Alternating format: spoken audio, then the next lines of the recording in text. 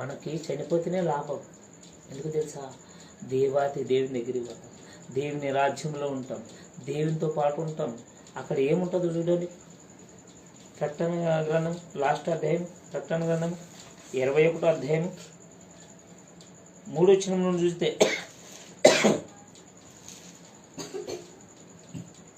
దేవునిందు భయభక్తులు కలిగిన వారికి కలుగుచున్నటువంటి అద్భుతాలు చూడండి ఏమంటున్నాడో. ప్రకటన గ్రంథము 21వ అధ్యాయం తీసుకొచ్చాడు. आणि मी राजस्थानातून आलेली मोठी वाणी ऐकली. ती म्हणाली, पहा, देवाचा मंडप मनुष्याजवळ आहे. त्याच बरोबर देव आपली वस्ती करील. ते त्याचे लोक होतील आणि देव स्वतः त्याच बरोबर राहील. ఏమంటున్నాడు?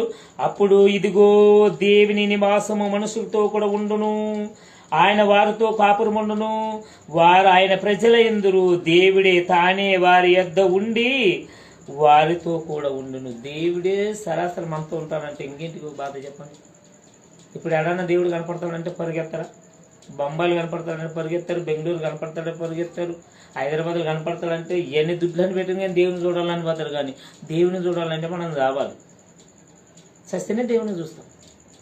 కానీ దేవుని దగ్గరికి పోతే ఎట్లా మనం ఉన్నామా లేదా చూడండి. 4వ వచనంలో ఏమంటుందో,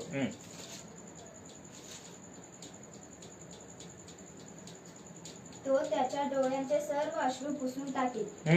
यापुढे मरण हे नाही, शोक, रडणे व कष्ट ही नाही.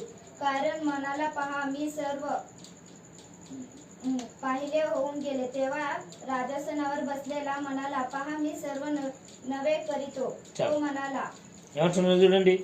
ఆయన వారి కన్నుల ప్రతి బాష్పబిందమును తూడ్చివేయును, మరణమును ఇక్కడ ఉండదు, దుఃఖమైనను ఏడుపైనను వేదనైనను ఇక ఉండదు.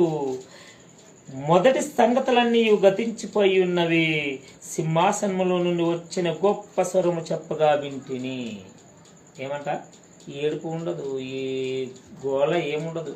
ఈ దుడ్లు గోల, పెండ్లు గోల, ఇండ్లు గోల, కరెంటు గోల, ఇవి ఏముండదు. దేవుడు దేవునితో పాటు మనం, అది లాభం అంటే. అందుకంటున్నాడు ఆయన, బ్రతుకుట క్రీస్తు, చావైతే లాభం. మరి అలాంటి రాజ్యంలో మనం ఉండాలంటే మనం ఏం చేయాలి? వాక్యానికి లోబడి వాక్యానుసారంగా జీవించాలి. వాక్యానికి లోబడి మనం సరి చేసుకున్నప్పుడే అక్కడ ఉంటాం. అలా లేకపోతే మనము దేవుని రాజ్యానికి పోలేము.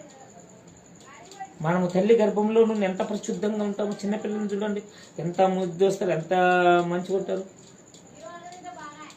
అలాగనే మనము దేవునికి అప్పచెప్పుకోవాలి. ఎప్పుడు మన బుద్ధి తెలిసి, మన జ్ఞానం తెలిసి